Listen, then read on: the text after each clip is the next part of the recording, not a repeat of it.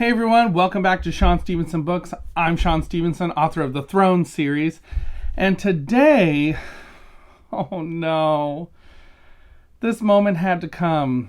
And while I have really been enjoying the Heebie Jeebies book series, book number 6, Wild Ride on Bigfoot Mountain, yeah, that's going to be a no-go from me. This book, it was not good. It just really wasn't good.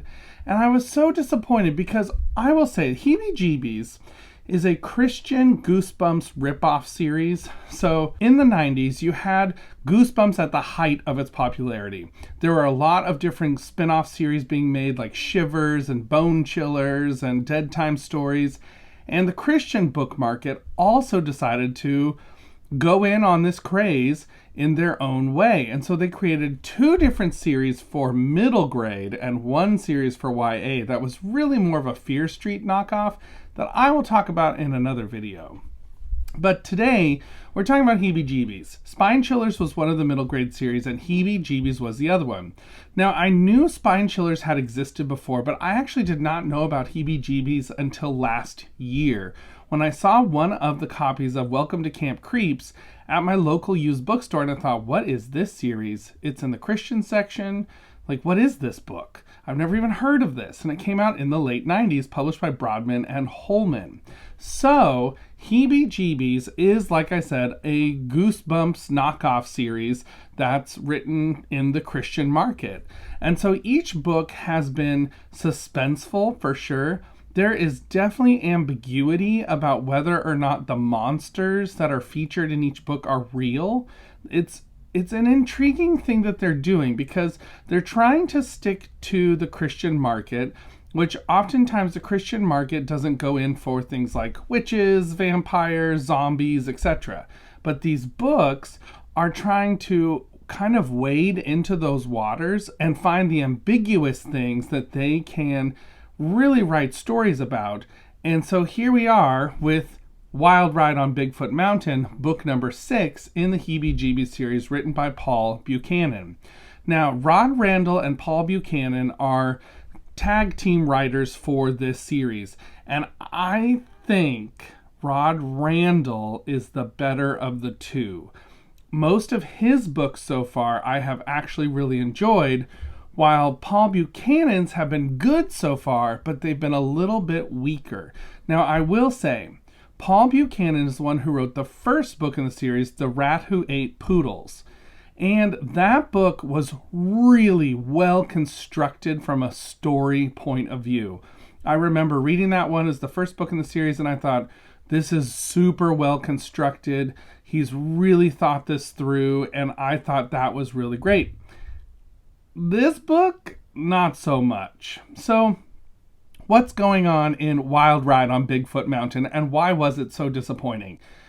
So, number 1, this book is all about these 2 kids, Riley and Eric. And Riley and Eric live in the Pacific Northwest, which is a place I know well because I used to live in the Pacific Northwest. And so the Pacific Northwest, there are a lot of Bigfoot, Sasquatch legends. And it's kind of a theme that's in a lot of places in the Northwest. A lot of different restaurants take advantage of it. There's a lot of different tourist traps that are in the Pacific Northwest themed around Bigfoot. And it's just kind of fun. And a lot of people know like the legends and things about Bigfoot and possible sightings and all that kind of stuff. So this book, I kind of went into a little bit probably too excited because I thought, oh, Bigfoot is a great ambiguous creature you could play with, because you could have Bigfoot exist in this Christian world, but not ever exactly say that or not say that. But instead, the plot they go with is just, I don't even know what to say. It was so obvious from the very, very beginning. Riley and Eric are one day seeing that the fields in the forest behind Eric's house are being totally destroyed, demolished by some construction vehicles because something is going to be built on the land. They live in this tiny little town that nobody ever goes to in the Pacific Northwest. And while they are watching this, they go out to take Eric's dog out to use the bathroom, and they come across some bones. And when they uncover the bones, they discover what appears to be a Bigfoot skeleton. Now, this sets off the rest of the story where you have people wondering, is it a hoax? Is it real? Are there other Bigfoot or big feet? As they do have a long conversation in this book about the plural of Bigfoot. So I don't know what it would be, but Sasquatches. Are there multiple Sasquatches that are out there? And Eric is starting to believe that something is out there because at one point he hears something rummaging around in the garbage cans outside his house. And he sees something throw one of those garbage cans into the air.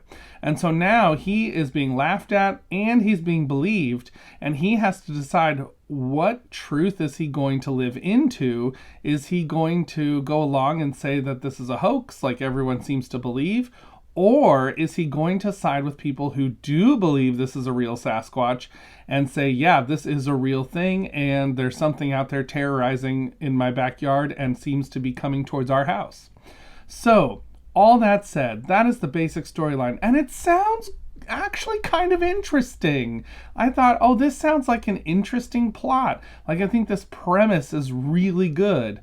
You know, construction happens, they uncover something, you know, they're tearing down the forest. So are there Sasquatches out there that are coming to stake their claim in the place that is being destroyed, that's their home, or not? And this book just fails on delivery. Eric is kind of annoying, and he is very, very not very nice to his friend Riley, which is just so confusing to me how they are even friends. It was one of those friendships where I thought, why are you two friends? Because Eric is not nice to you, and Riley, you are not very nice to Eric, so why are you two friends? This doesn't make sense. And some of the hijinks they get into are just kind of meandering and pointless. And I will say, when everything comes out in the end, it's exactly what I guessed. I 100% guessed the storyline. I thought, oh, yep, this is what it is. It's going to be this. And it was. And it was just so disappointing in the end. Now, I will say, though, the explanation at the end does not explain everything. And that was bothersome to me because there is one scene in the middle of the book where Riley and Eric are staying up late to kind of do like a stakeout. A stakeout.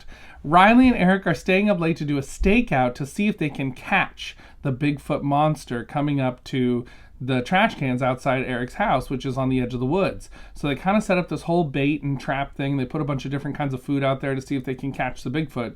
And at one point, the lights are off. There's a storm going on outside, which I was thinking there's not that much thunderstorm activity in the Pacific Northwest as in this book, but that's fine. So there's a lot of rain, but which is present in this book. But as the lightning flashes, Eric sees a face, a humanoid ape-like face in the 8-foot-tall window outside the kitchen.